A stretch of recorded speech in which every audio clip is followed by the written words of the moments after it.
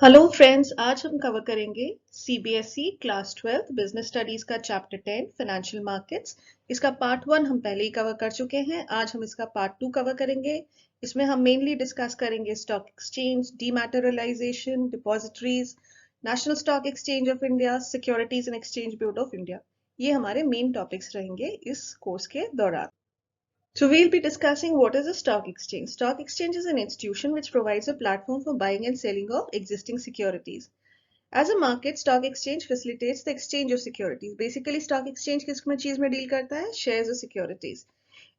Into money and vice versa. Stock exchange जो है, इसमें सबसे common example जो है, जो बिल्डिंग आपको दिखाई दे रही है, आपके कोर्स बुक में mentioned है, ये है बॉम्बे स्टॉक एक्सचेंज। तो बट क्या physically everybody is located in Bombay? नहीं। तो स्टॉक एक्सचेंज बेसिकली एक इंस्टीट्यूशन है जहां पे purchase and sale of shares across the country के एग्जीक्यूट होते हैं। तो stock exchange help company raise finances, provide liquidity and safety of investment to investors. Meaning of stock exchange जो है वो सिक्योरिटीज कॉन्ट्रैक्ट रेगुलेशन एक्ट 1956 में mentioned है, which means it's a body of institution, whether incorporated or not, constitute for the purpose of assisting, regulating and controlling business of buying and selling. But honestly, it is a formal organization more often than not, क्योंकि इस scale का operation जो है कर पाना without rules and regulations, without it being incorporated, मुश्किल है।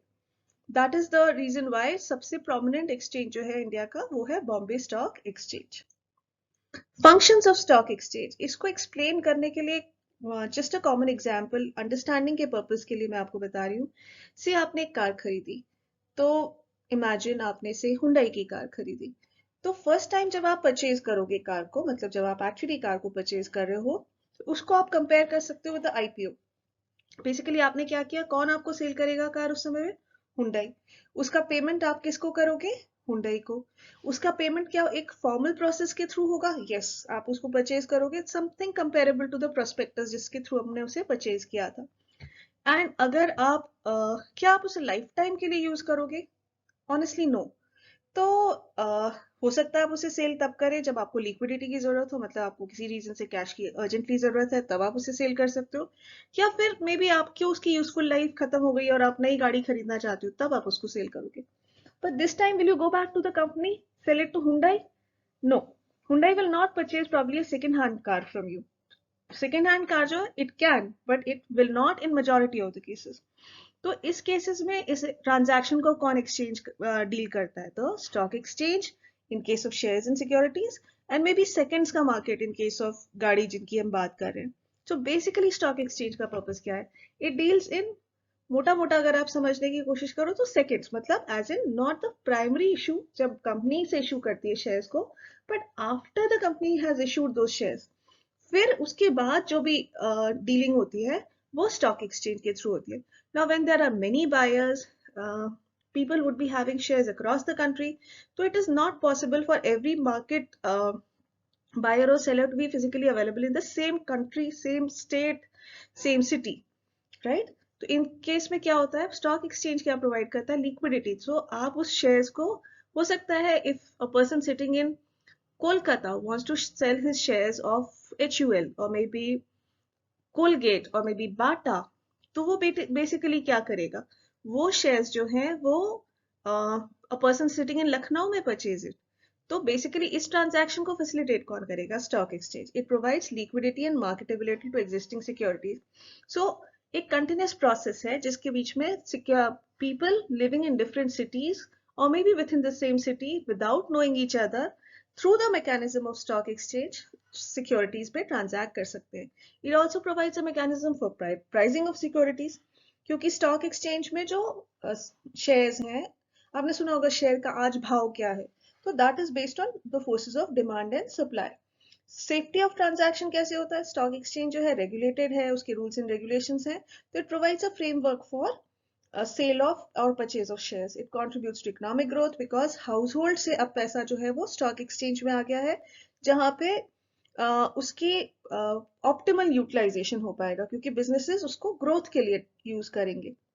Spread of equity cult, it is said कि कोई भी कंट्री का डेवलपमेंट भी उसके स्टॉक एक्सचेंज के रेशियो में भी देखा जाता है।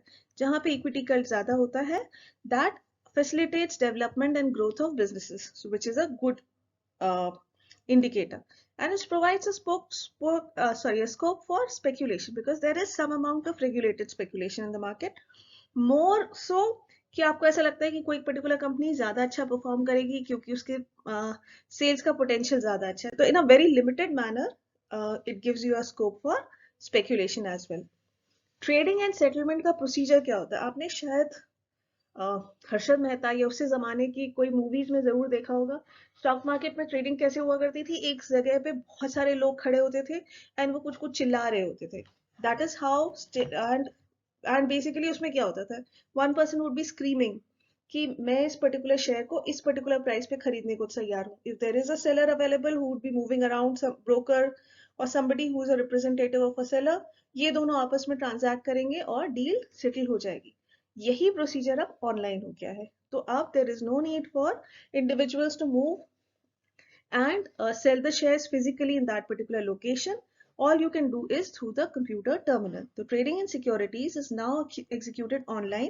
Screen-based electronic trading system हो रहा है. Every broker has access to computer terminal which is connected to the main stock exchange. So इसीलिए physically different diverse locations पे बैठे लोग भी dealing कर सकते हैं एक दूसरे के साथ through online procedure. The software is so designed that the transaction execute तब होता है जब matching order. If I am willing to purchase the shares of a company X for ₹55, as soon as I find a person who's willing to sell those at the rate of 55, वो order match हो जाता है और execute हो जाता है. And in case अगर वो match नहीं होता, if there is nobody who's willing to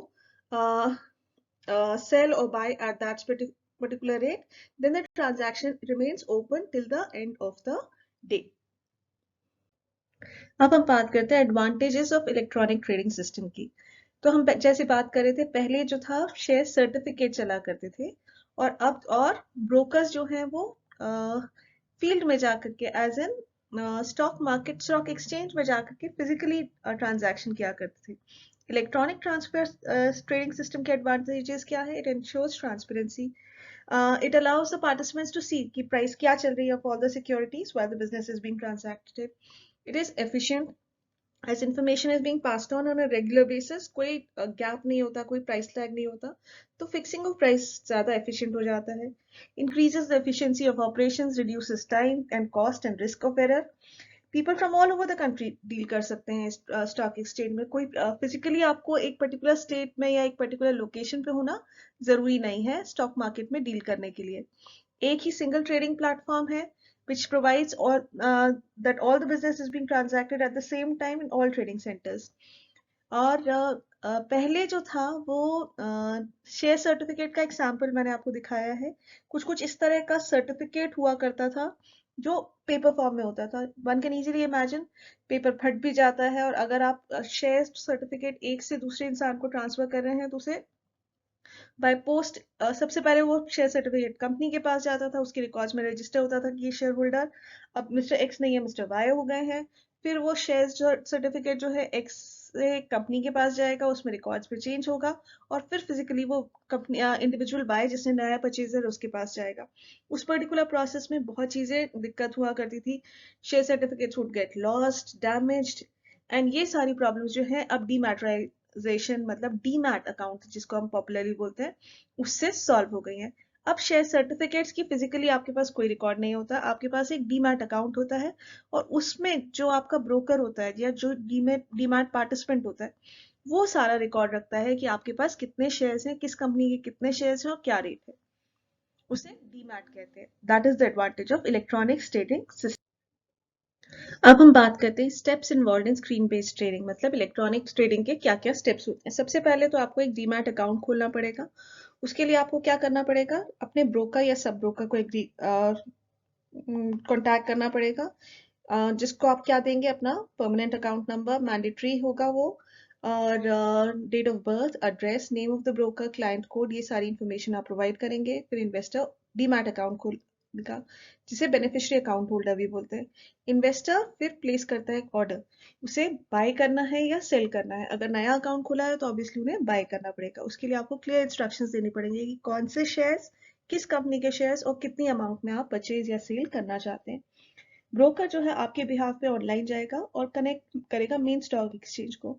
वहां पे वो आपके बाय या सेल की ट्रांजैक्शन के साथ कोई और सेलर या बायर रिस्पेक्टिवली जो सेल करना चाह रहा है उसके साथ उसको मैच करेगा, और अगर आपके रेट्स मैच हो जाते हैं तो ट्रांजैक्शन थ्रू हो जाएगा।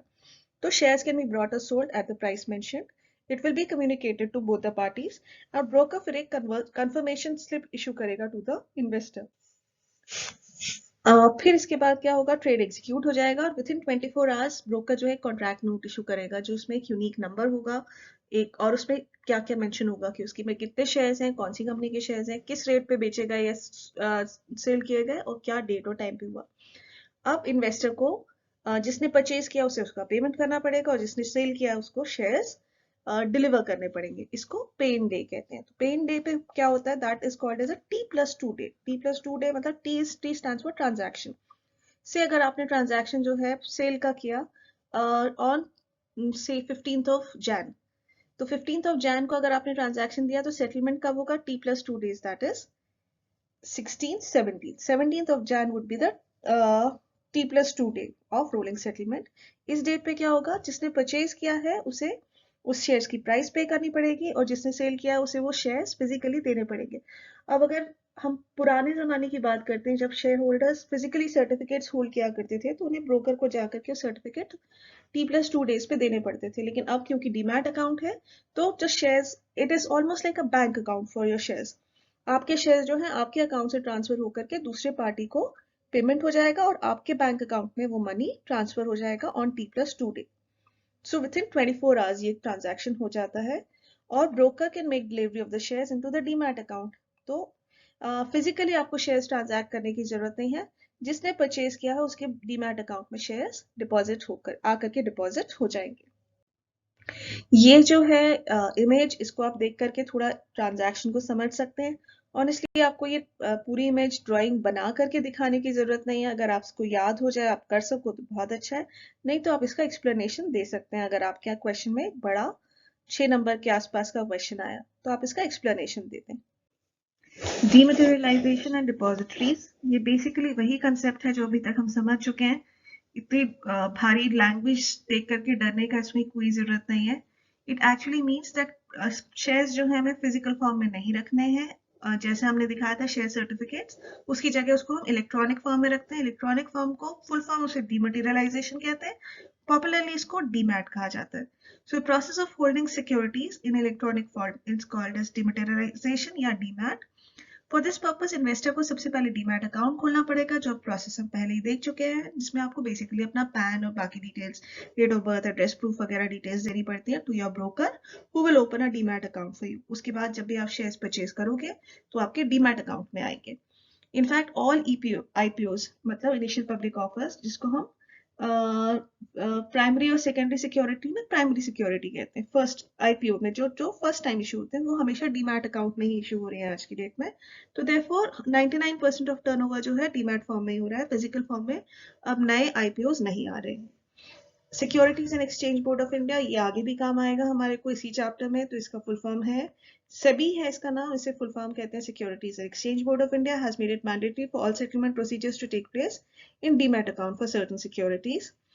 Holding shares in demat account is very convenient. Physical shares में दिक्कत हुआ करती थी, जैसे ही आपने देखा था share certificate can be torn, it can be lost, जबकि फिजिकल शेयर्स जो इलेक्ट्रॉनिक फॉर्म में है, डीमैट में है, उसको इस तरह की कोई प्रॉब्लम्स नहीं आते हैं। They run through a very smooth process of in online form. Demat इसी को अगर आप रिवर्स प्रोसेस, ऑनेस्टली ऐसा कोई करता नहीं है आज की डेट में, कोई जरूरत भी नहीं है, लेकिन आप डीमैट अकाउंट के शेयर्स को वापस फिजिकल फॉर्म में कन्वर्ट कर सकते हैं, उसे रीमटेरियलाइजेशन कहते हैं।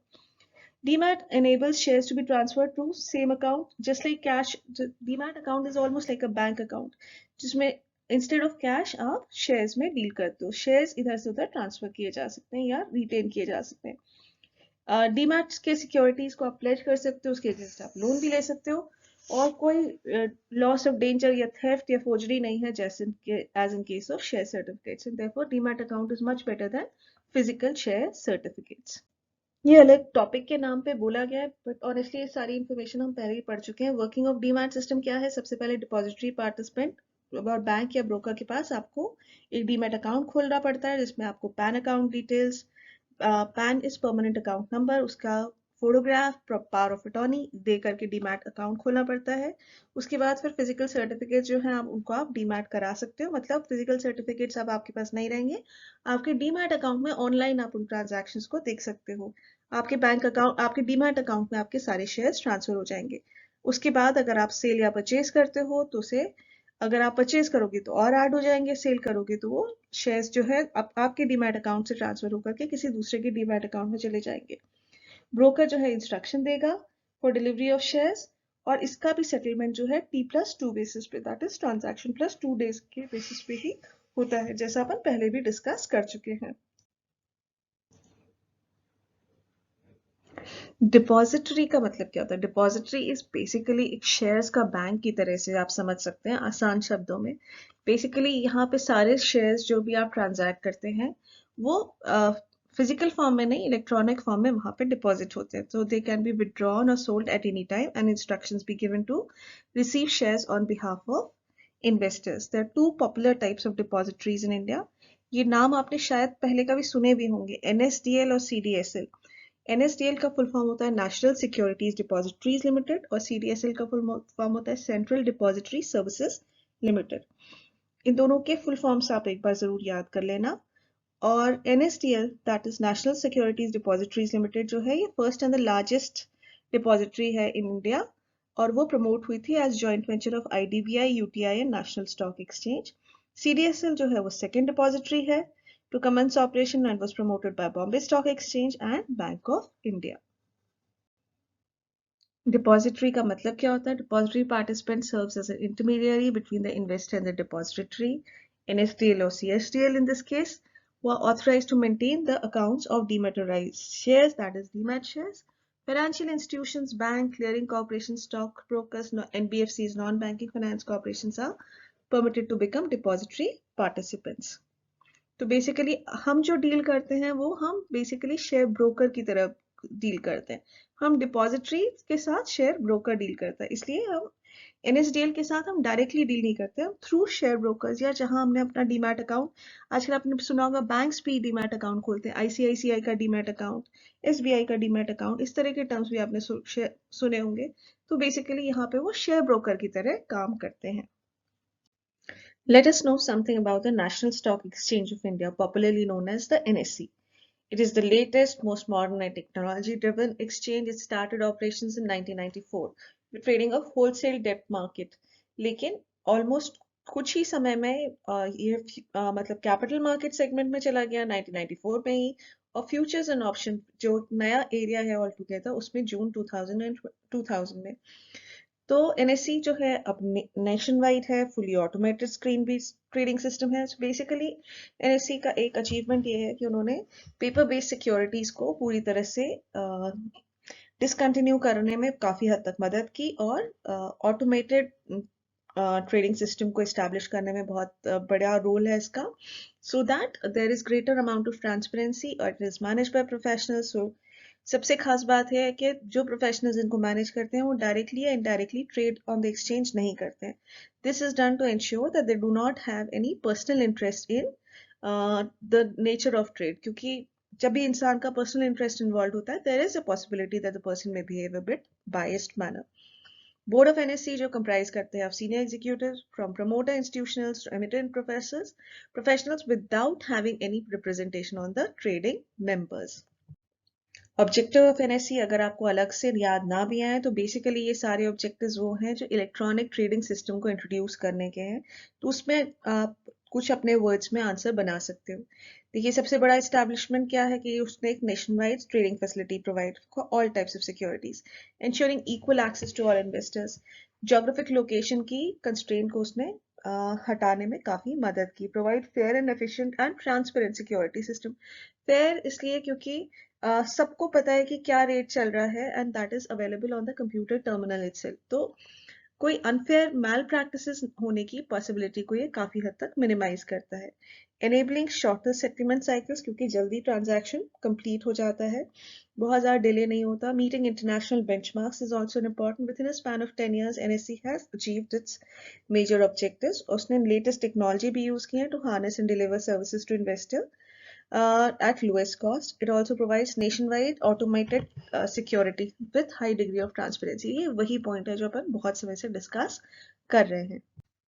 स्टॉक मार्केट इंडेक्स जो है वो बेसिकली क्या रिप्रेजेंट करता है? आपने कई बार सुना होगा बीएसई स्टॉक एक्सचेंज इंडेक्स क्या चल रहा है, निफ्टी क्या चल रहा है. तो बेसिकली इंडेक्स जो है कुछ हद तक परसेंटेज जैसा है. अगर हम एक नंबर सुने और उससे हम पूरे आपके स्कोरिंग के बारे में एक आइडिया ले सके तो वो सिंगल नंबर जो होगा वो परसेंटेज होगा. उसी तरह से इंडेक्स जो है it includes a lot of shares and therefore it is a broad picture of how या average picture of how the economy is functioning in a certain duration of time. So इसी का एक example है कि Dow Jones index जो है industrial average जो है oldest quoted stock exchange index है of the United States of America. Nasdaq भी एक टर्म आपने सुना होगा which is a composite index in the market capitalization of prices of stocks listed in Nasdaq stock exchange. S&P term भी आपने सुना होगा, उसका फुल फॉर्म होता है स्टैंडर्ड एंड पुअर्स. अब हम market segment of NSC that is national stock exchange के बारे में डिस्कस करें तो टू मेजर कंपोनेंट्स आते हैं, एक होलसेल डेट मार्केट सेगमेंट और एक है capital market segment. Debt market का बेसिकली मतलब वो होता है ऑल दो सिक्योरिटीज जिसमें आपको एक फिक्स्ड रेट ऑफ इंटरेस्ट मिलता है या एक डेट क्रिएट होता है जिसके ऊपर आपको इंटरेस्ट क्रिएट होता है.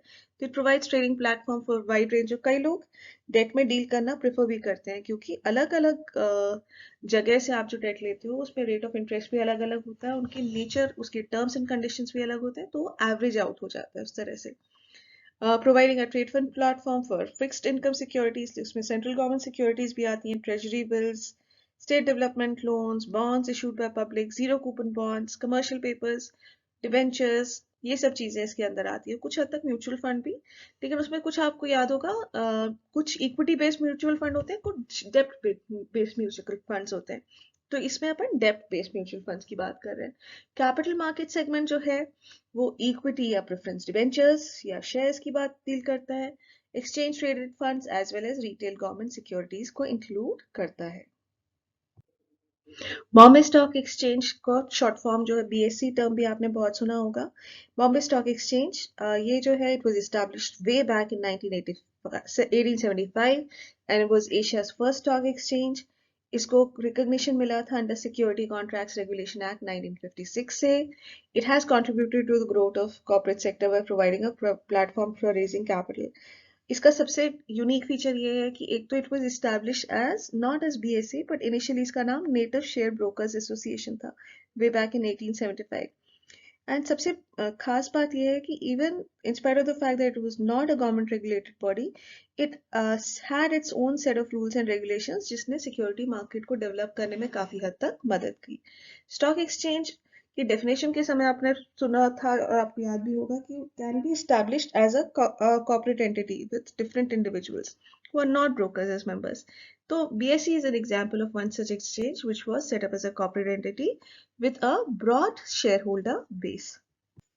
अब हम ऑब्जेक्टिव्स की बात करें तो बॉम्बे स्टॉक एक्सचेंज के भी वही ऑब्जेक्टिव हैं जो एक नॉर्मल स्टॉक एक्सचेंज के होते हैं. Providing a trading platform for equities for short and medium enterprises, ensure active trading, safeguard interests of the investors, to provide other services to the capital market participants like risk management, clearance, to conform to international standards.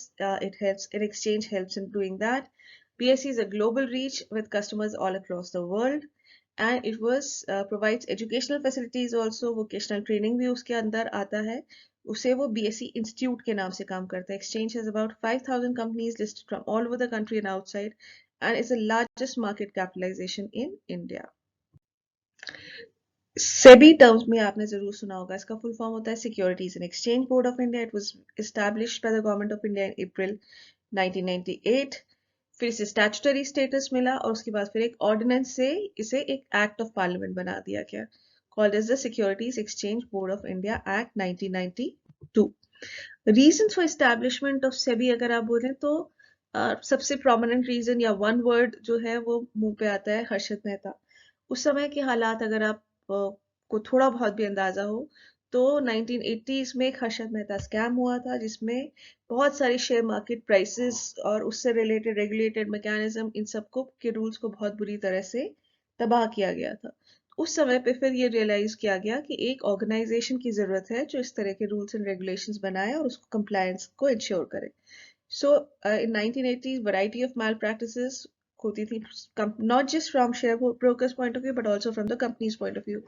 Brokers, merchant, bankers, और इनके पास काफी हद तक कुछ कहते हैं insider information थी. मतलब कंपनी जो काम कर रही होती है उसके अंदर जो काम करने वाला स्टाफ होता है या मैनेजर होता है उससे थोड़ी सी एडिशनल इन्फॉर्मेशन भी अवेलेबल होती है.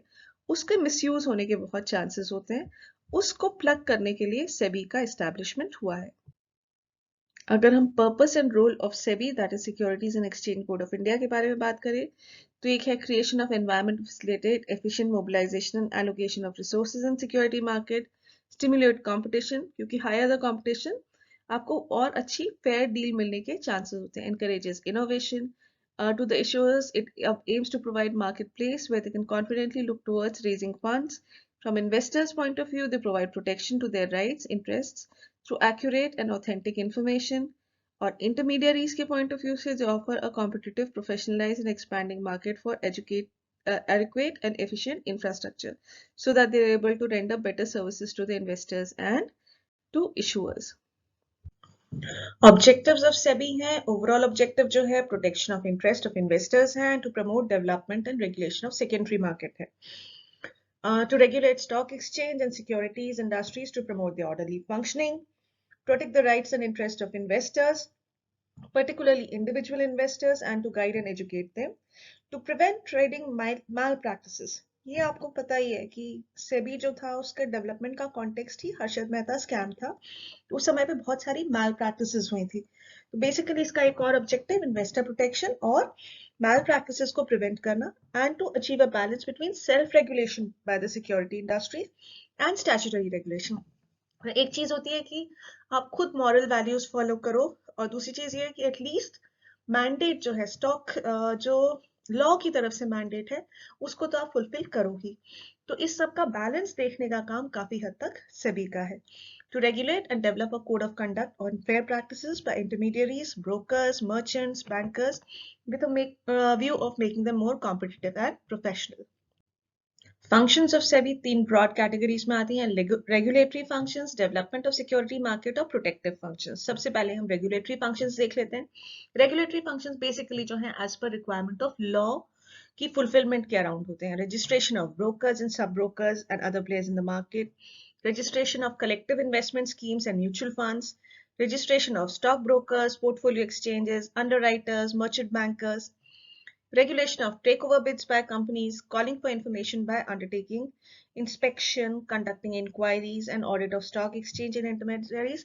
ये काफी हद तक इन्वेस्टर प्रोटेक्शन के लिए और मैल प्रैक्टिसेस प्रिवेंट करने के लिए काम आता है.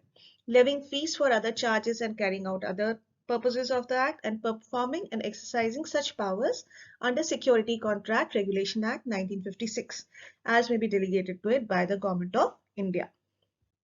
Functions of SEBI के अंतर्गत regulatory functions हम पढ़ चुके हैं. अब दो और category of function है, development function और protective functions. Development functions के अंतर्गत training होता है of intermediaries of security market, conducting research, publishing information useful to all market participants, undertaking measures to develop capital market by adopting a flexible approach. और protective functions जो है वो मैल practices prevent करने के अराउंड है. Prevention of any fraudulent और unfair trade practices, misleading statements, manipulations, price rigging, controlling insider trading. Insider trading का मतलब होता है जब somebody who works within the organization or very closely to the organization उसके पास access to some information होती है जो कि public domain में नहीं होती है. उसे अगर वो मिसयूज करता है तो उसे इनसाइडर ट्रेडिंग कहते हैं. उस केस में सेबी पेनाल्टीज भी इम्पोज करती है for such practices. Undertaking steps for investor protection and promotion of fair practices and code of conduct in the securities market. As far as organization structure of SEBI is concerned, it has been restructured and rationalized in tune with its expanded scope. तो activities जो हैं 5 operational departments पे divided हैं. Each department is headed by executive director. इनके head office जो है मुंबई में है. सेबी के रीजनल ऑफिसेस जो है कोलकाता, चेन्नई और दिल्ली में है to attend to investor complaints in that region. Objectives of primary market advisory committee and secondary market advisory committee क्या है?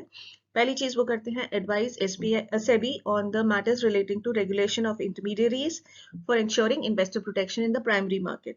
उसी तरह से सिमिलर लॉजिक जो है सेकेंडरी मार्केट में भी एप्लीकेबल होगा। तो advice SEBI related to development of primary market in India. तो primary market as you remember IPO से डील करता है, मतलब जब पहली बार कंपनी कोई शेयर्स इशू करते हैं। आईपीओ मतलब इनिशियल पब्लिक ऑफिस ऑफर। जब भी कोई कंपनी पहली बार जब शेयर्स इशू करती है, इवन इंक्लूडिंग बोनस शेयर्स, तो वो सब जो है वो प्राइमरी मार्केट में कहलाते हैं। और अगर आप किसी और, अब हम इस टॉपिक से रिलेटेड इंपॉर्टेंट क्वेश्चन आंसर्स देख लेते हैं।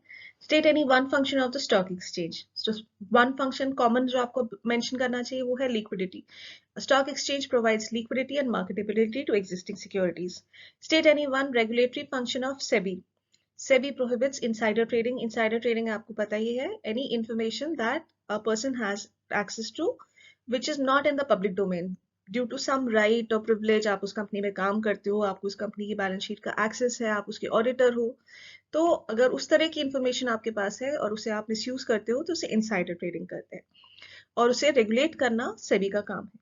SEBI prohibits insider trading and takeover bids by imposing penalties.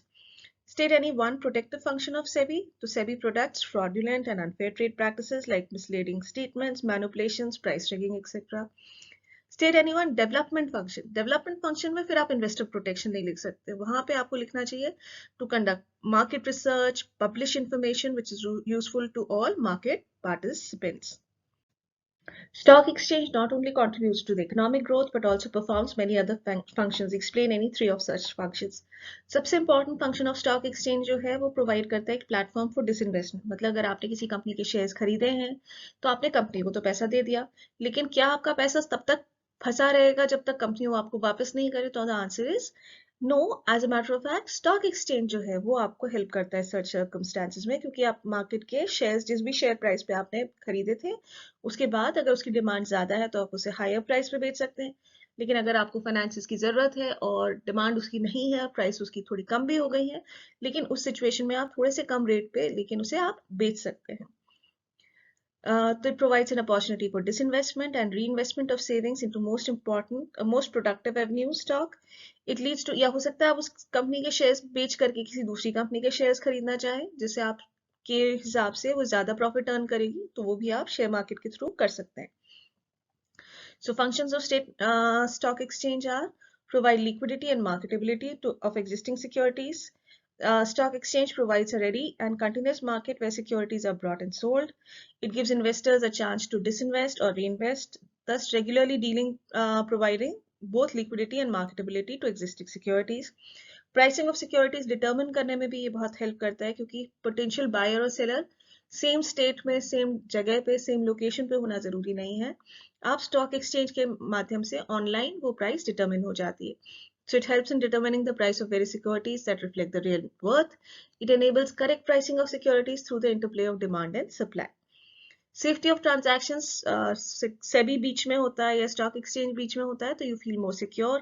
Stock exchange is well regulated and dealing are well defined according to the legal framework. So it ensures that investing public get a safe and fair deal while dealing in the market. Explain the trading procedure on a stock exchange. इसमें आपको लंबा explanation बताना पड़ेगा अगर लंबा 6 mark के आसपास का क्वेश्चन आता है।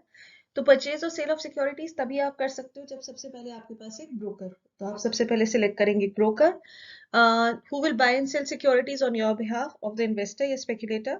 ब्रोकर जो है इंडिविजुअल भी हो सकता है, पार्टनरशिप फर्म भी हो सकती है, कॉर्पोरेट बॉडीज भी हो सकती है। सिलेक्शन ऑफ ब्रोकर सबसे पहले करना पड़ेगा, क्योंकि ट्रेडिंग जो है सेबी में सिर्फ रजिस्टर्ड ब्रोकर्स कर सकते हैं, who are members of the stock exchange. फिर ओपनिंग करोगे आप एक डीमैट अकाउंट की। डीमैट अकाउंट को डिपॉजिटरी डीमटेरियलाइज्ड टर्म यूज होता है, उसे शॉर्ट में हम डीमैट बोलते हैं। Account which refers to an account which an individual must open with a depository participant. Depository participant जो हो सकता है बैंक हो सकता है, स्टॉक ब्रोकर हो सकता है, to trade and listed securities in the electronic form. Depository जो है एक इंस्टीट्यूशन होती है जो होल्ड करती है institution of the shares and securities in electronic form. India में 2 ही मेजर डिपॉजिटरीज हैं जिनके पास सारे शेयर्स इलेक्ट्रॉनिक फॉर्म में स्टोर होते हैं। एक है NSDL, NSDL का फुल फॉर्म है नेशनल सिक्योरिटीज डिपॉजिटरी लिमिटेड, और एक है CDSL, जिसका फुल फॉर्म है central depository services limited. Depository participant का रोल ये है कि वो मेंटेन करता है आपकी सिक्योरिटी बैलेंसेस इन इलेक्ट्रॉनिक फॉर्म। तो पहले जो फिजिकल शेयर्स हुआ करते थे, जिसकी फोटो भी हमने थोड़ा टाइम पहले देखी थी एक सैंपल की, उसकी जगह अब वो इलेक्ट्रॉनिक फॉर्म में डिपॉजिटरी पार्टिसिपेंट के पास पूरा डिटेल मेंटेन होता है। आपको जब भी कोई चीज परचेज या सेल करनी होती है तो आप ईमेल करते हो या फोन करते हो अपने ब्रोकर को और इंस्ट्रक्शंस देते हो कि कौन सी सिक्योरिटी जो आपको परचेज या सेल करनी है, उसको आपको क्लियर इंस्ट्रक्शंस देनी पड़ेंगी। फिर ब्रोकर आपके बिहाफ पे उस ऑर्डर को एग्जीक्यूट करेगा अकॉर्डिंग टू द इंस्ट्रक्शंस, और फिर जैसा आपने कहा है परचेज या sale at the specified rate, वो परचेज कर लेगा। फिर ब्रोकर इशू करता है कॉन्ट्रैक्ट नोट। कॉन्ट्रैक्ट नोट जो है specifies the name, price of securities, names of party, brokerage charges, वो सारी इंफॉर्मेशन उस कॉन्ट्रैक्ट नोट में होती है। और इसका सेटलमेंट, मतलब अगर आपने कोई चीज परचेज की है तो क्योंकि किसी और को बिलोंग करती है at that point of time, और हो सकता है वो सेम शहर में नहीं हो, और ऑनलाइन ट्रांजैक्शन हुआ आपका, तो उसका सेटलमेंट जो है वो 2 दिन में होता है। मतलब आपको उसका पेमेंट करना पड़ेगा और फिर सही अमाउंट ऑफ शेयर्स आपके अकाउंट में आ जाएंगे। This means trading take place जो होता है वो ट्रेडिंग होती है मंडे टू का जो ट्रेड है वो वेडनेसडे को सेटल होगा, एंड मतलब हर एक केस में T+2 से T+2 रोलिंग सेटलमेंट कहते हैं। ट्रेडिंग ऑफ स्टॉक एक्सचेंज जो होता है उसका टाइमिंग होता है 9:55 AM to 3:30 PM Indian standard time from Monday to Friday. और हर एक एक्सचेंज का एक अपना क्लियरिंग हाउस होता है जो सेटलमेंट रिस्क को डील करता है। Explain 4 functions of stock exchange. Major functions जो स्टॉक एक्सचेंज के हैं, सबसे पहले है pricing of securities. It helps the securities demand and supply के फोर्सेस की बेसिस पे शेयर की प्राइस डिटरमिन होती है। हायर डिमांड जो होती है तो हायर द वैल्यू होती है, और अगर वैल्यूएशन ऑफ सिक्योरिटीज जो है is useful for investors, government and creditors, contributes to economic growth. तो स्टॉक एक्सचेंज जो है वेरियस कंपनीज को के शेयर्स परचेज और सेल किए जाते हैं। So it is a process of disinvestment and re investment. मतलब कोई इंडिविजुअल जो आपकी कंपनी का शेयर होल्डर है, उसको अगर पैसे जल्दी चाहिए या उसको लगता है कि इसमें ग्रोथ प्रोस्पेक्ट्स कम है जबकि दूसरे को लग रहा है उसमें ग्रोथ प्रोस्पेक्ट ज्यादा है, तो जिसको लग रहा है कि ग्रोथ प्रोस्पेक्ट्स ज्यादा है वो उस कंपनी के शेयर्स को परचेज कर लेगा। लेकिन इस प्रोसेस में ये होता है कि कंपनी को इंडिविजुअली डील नहीं कर पड़ता। उसको पता है कि उसने एक बार शेयर्स इशू कर दिए, इसके बाद जो है उसका पैसा जो है उसको डिसइन्वेस्ट करने का काम स्टॉक एक्सचेंज से हो जाएगा। इन्वेस्टर जो है वो अपने आप उस प्रोसेस को डील कर सकता है। So, this process of disinvestment and reinvestment helps in investing the funds into the most productive investment proposal and leads to capital formation and economic growth. Spreading of equity called कहते हैं stock exchange या Sensex, जहाँ का ज्यादा strong होता है वहाँ की इकोनॉमी भी relatively better condition में होती है। तो it encourages people to invest in ownership of securities by regulating new issues, better trading practices, and educating people about investment. Liquidity हम पहले भी डिस्कस कर चुके हैं। मेन फंक्शन है to provide a ready market for sale and purchase of securities which assures the investor कि अगर उसको जरूरत पड़े कैश की तो वो उसको डिसइन्वेस्ट कर सकता है और अपने लिए कैश ले सकता है। So investors can invest in long-term investment projects just because of stock exchange and then convert into short-term and medium term. कभी भी जब आपको जरूरत हो तो आप शेयर्स जो लिस्टेड हैं स्टॉक एक्सचेंज में उसको सेल करके उसका रिस्पेक्टिव अमाउंट अपने बैंक अकाउंट में ले सकते हैं T+2 बेसिस पे। Explain the 3 objectives of SEBI, और या फिर क्वेश्चन को इस तरह से रिफ्रेज भी किया जा सकता है, to promote orderly and healthy growth of securities and protection of investors SEBI was formed with reference to the above statement. Explain the objectives of SEBI. आपका आंसर सेम होगा दोनों केसेस में। The basic objective of SEBI जो है वो हमें पता है कि 3 मेजर ऑब्जेक्टिव्स हैं। To regulate stock exchange securities and to promote orderly function, to protect the rights of investors and ensure safety of the investors, and to prevent fraudulent and practices by balancing between self-regulation and statutory regulations. It also helps to regulate and develop code of conduct and fair practices by intermediaries like brokers, merchants, etc. So that they become competitive and professional. इस चीज में context अगर आपको याद रहेगा तो बहुत important है कि माल प्रैक्टिसेस हो रही थी उस समय इंडियन स्टॉक एक्सचेंज में, specifically the Harshad Mehta scam, and therefore to eliminate these problems SEBI was set up with a certain objective of protecting investors and development of securities market. Next question is state any 3 development functions of SEBI. Those 3 development functions of SEBI are training of intermediaries of security market, conducting research and publishing information useful to all in market participants, and undertaking measures to develop the capital market by adopting a flexible approach. Protective functions of SEBI की जब बात की जाती है तो 3 protective functions जो हैं, controlling insider trading by imposing penalties, undertaking step for investor protection and promotion of fair practice and code of conduct in the securities market. Explain the regulatory functions and development functions of SEBI. तो regulatory functions में क्या क्या include होता है? Regulate business and stock exchange, register and regulate working of intermediaries, register and regulate workings of mutual funds, conduct inquiries and audit of stock exchange, and regulation of takeover bids by companies.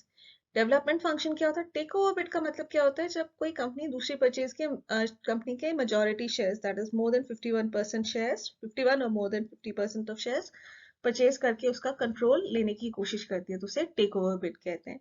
इस तरह की चीजें कई बार उसे कहते हैं hostile take over bid, मतलब कोई दूसरी कंपनी को आप बहुत ही स्टिफलिंग सर्कमस्टांसेस में परचेज करने की कोशिश करते हो, तो उस तरह की सर्कमस्टांसेस में सेबी इंटरफेयर करती है।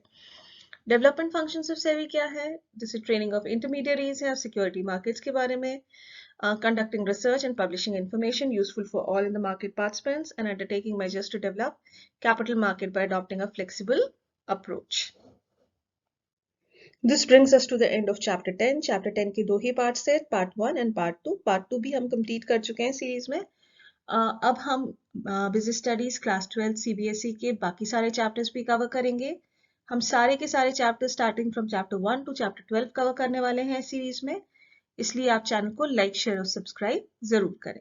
Thanks for watching.